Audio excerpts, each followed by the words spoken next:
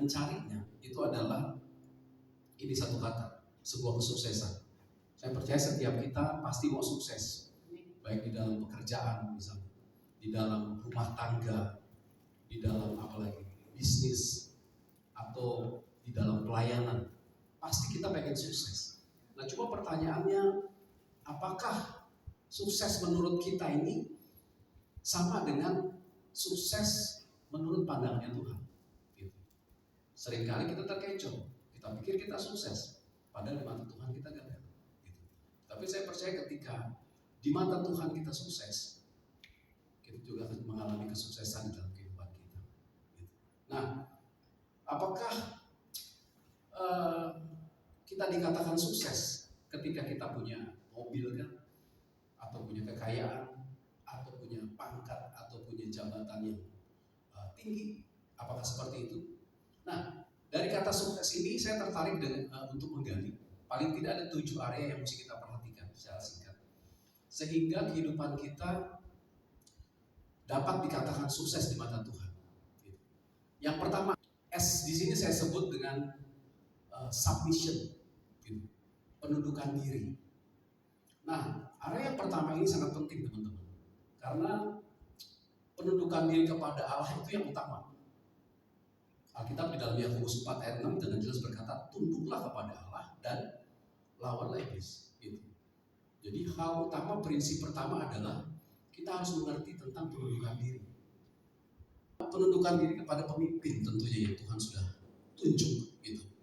Apapun kondisi, apapun bentuk pemimpin yang Tuhan sudah percayakan di dalam kehidupan kita, baik di dalam pekerjaan, di dalam keluarga misalnya, itu adalah sebuah kepemimpinan yang Tuhan sudah percayakan kepada kita. Understand the will of God. Nah, area kedua ini harus kita perhatikan juga, karena area kedua ini adalah bagaimana setiap orang percaya, kita ini anak-anak Tuhan, harus belajar mengerti kehendak Tuhan, harus belajar membangun kepekaan akan kehendak Tuhan atas kehidupan kita. Roma 12 ayat 2 dengan jelas berkata, tadi sekarang C itu sederhana teman-teman. Saya menyebutnya dengan cheerfully. Tahu nggak arti cheerfully? Apa tuh? Bersukacita. Ceria kayaknya. Cheerfully, bersukacita. Teman-teman, area cheerfully ini, bersukacita ini penting. Firman Tuhan dengan jelas bilang begini, bergembiralah karena Tuhan, bersukacitalah karena Tuhan. Gitu. Ketika kita bersukacita, ada satu kekuatan yang memberikan kekuatan kepada kita untuk mengatasi setiap masalah. Gitu. Apa tadi? Yang keempat, C yang keempat itu saya sebut dengan kreatif. Kreatif atau berdaya cipta. Saya percaya Tuhan menciptakan kita dengan keunikan masing-masing. Menurut saya tidak ada orang yang bodoh, yang ada orang yang malas.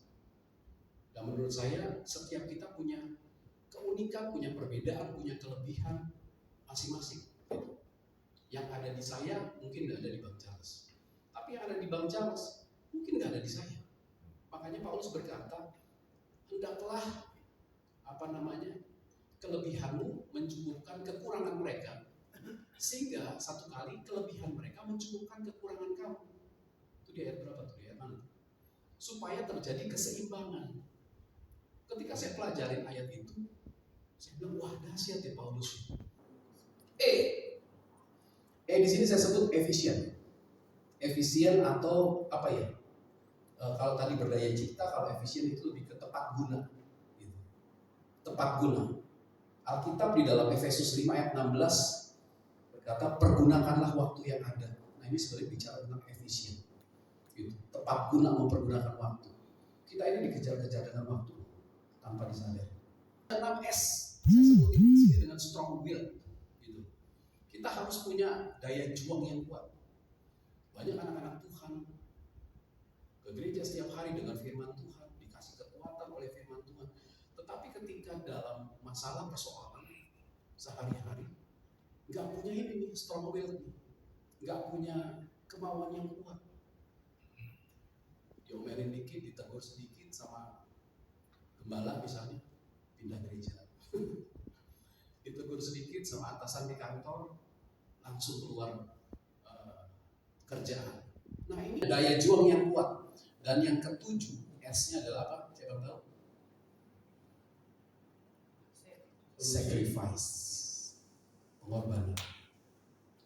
Kita tahu kita punya junjungan Tuhan kita, Yesus, yang sudah meneladani sebuah pengorbanan bagi kita. Wah, gitu.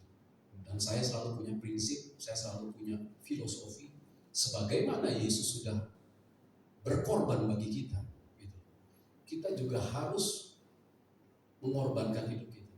Sebagaimana Kristus sudah berkorban di atas kayu salib, kita juga harus berani berkorban di dalam kehidupan kita. Korban waktu, korban tenaga, korban pikiran. Gitu. Makanya saya selalu tekankan kepada teman-teman di dalam pelayanan, kalau lo udah masuk ke dunia pelayanan, lo harus ngerti dulu tentang esensi pengorbanan. Kalau nggak bahaya, apapun lo hitung, gitu. Akhirnya seperti Petrus ya, nanya sama Paulus ya. Jadi apa nih yang saya peroleh nih? Saya udah mengikut Yesus nih. Gitu. Akhirnya Paulus menjelaskan begitu rupa bahwa upahku adalah ketika aku dipercaya untuk ikut Yesus. Saya percaya kita nggak ada yang sempurna, nggak ada yang buat semua. Tapi paling tidak kita punya strong will, kita punya kemauan yang kuat untuk terus menghidupi itu di dalam setiap kehidupan kita.